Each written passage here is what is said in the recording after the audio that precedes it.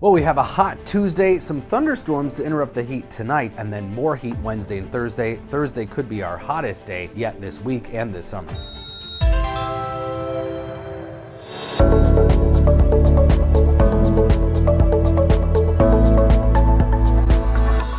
So we still have smoke in the sky aloft across Minnesota and still creating some air quality issues in mainly northern Minnesota through the afternoon. But the main pollutant we're looking at now the next few days, especially for the Twin Cities area and areas just north, is going to be for ozone, which reacts with the sun and the heat in this situation, and it builds through the day. So best time to get outside early morning to get any physical activity in. It'll also be, of course, coolest, but ozone is a chemical reaction, so it builds through the day as the sun interacts with some of our surface level pollutants. Should be in the mid 90s today. Already have topped out at 90, so this is our 17th 90 in case you're keeping track, with a few more to go here.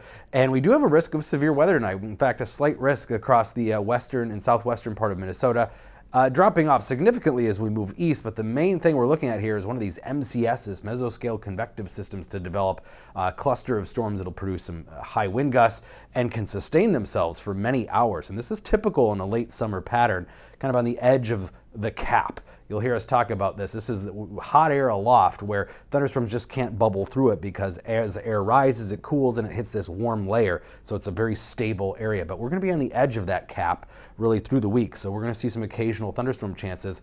Any little subtle thing can do it, and especially at night. So these little X's, those are little waves aloft here in the middle of the atmosphere. We call these short waves. It's little kinks there in the heights in the middle part of the atmosphere. So that is basically like a little cool front aloft, some cooler air that can destabilize the atmosphere. We also have a surge of moisture moving into the Dakotas. So all that combined with some upper level dynamics will probably be the focus for some storms. And as we go aloft a few thousand feet, the warm air is really surging in here across the upper Midwest. I've kind of drawn on what is the warm front basically at 4,000 feet up. And we're going to see what is called a low-level jet stream develop.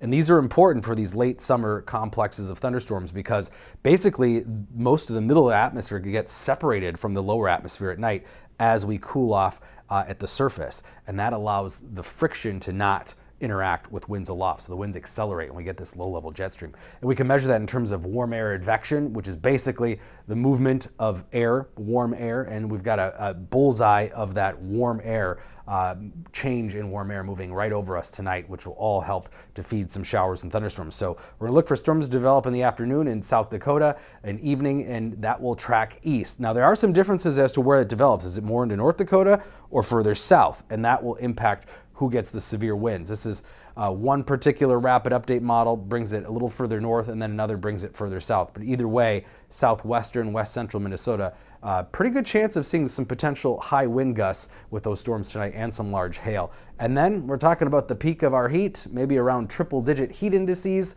but not quite excessive heat, which is defined by 105 or greater. Because of the drought, we just aren't going to see dew points as high as they could be, which impacts that heat index. And then we're looking at more thunderstorms possibly late Thursday, and then again maybe Friday morning and late Friday as some slightly cooler air moves into the region. So there are going to be these occasional thunderstorm chances. They'll be kind of isolated or spotty. Tonight's is the best chance of seeing more scattered storms across central and southern Minnesota.